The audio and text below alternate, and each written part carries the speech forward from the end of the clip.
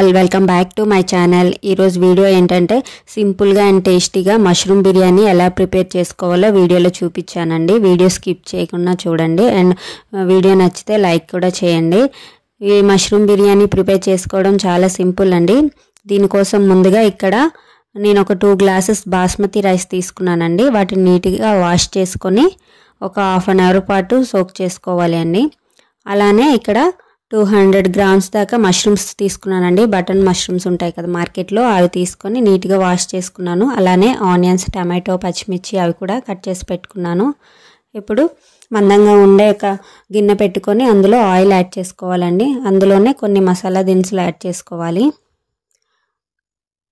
అవి ఫ్రై అయ్యాక కొన్ని కాజు, ఇంకా పచ్చిమిర్చి, ఆనియన్ అన్నీ వేసి కాసేపు ఫ్రై అవనివ్వాలండి.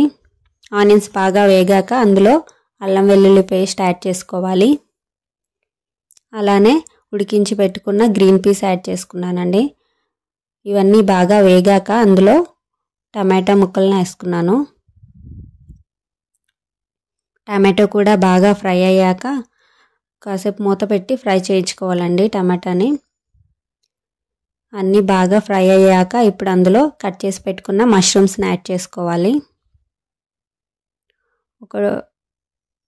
ఒక 2 మినిట్స్ కలుపుకొని మూత పెట్టాలండి. మష్రూమ్స్ కూడా బాగా మగ్గాక ఇప్పుడు అందులో ఒక కప్పు దాకా కర్డ్ యాడ్ చేసుకున్నానండి. అందులోనే ఇంకా పసుపు, ఉప్పు, కారం, కొంచెం గరం మసాలా కూడా యాడ్ చేసుకోవాలి. వీటన్నిటిని బాగా మిక్స్ చేసుకొని కాసేపు ఫ్రై అవనివ్వాలండి.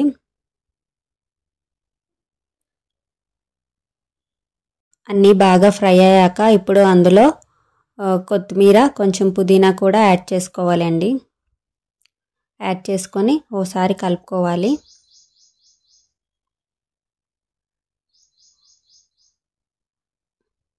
ఇప్పుడు అందులో ఇంతకుముందు మనం సోక్ చేసుకున్న రైస్ని యాడ్ చేసుకొని మిక్స్ చేసుకోవాలండి. రైసు వేసాక కొంచెం స్లోగా కలుపుకోవాలి.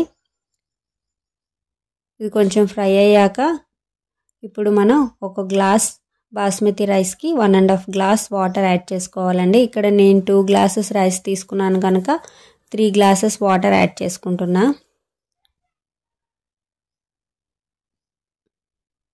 వాటర్ యాడ్ చేసుకున్నాక బాగా మిక్స్ చేసుకొని ఒకసారి సాల్ట్ టేస్ట్ సరిపోయిందా లేదా చూసుకొని మూత పెట్టాలండి. మూత పెట్టి మంటను మీడియం ఫ్లేమ్లో పెట్టి ఒక 15 మినిట్స్ అలానే కుక్ చేసుకోవాలి. 15 మినిట్స్ తర్వాత చూడండి ఆల్మోస్ట్ బిర్యానీ రెడీ అయిపోయింది.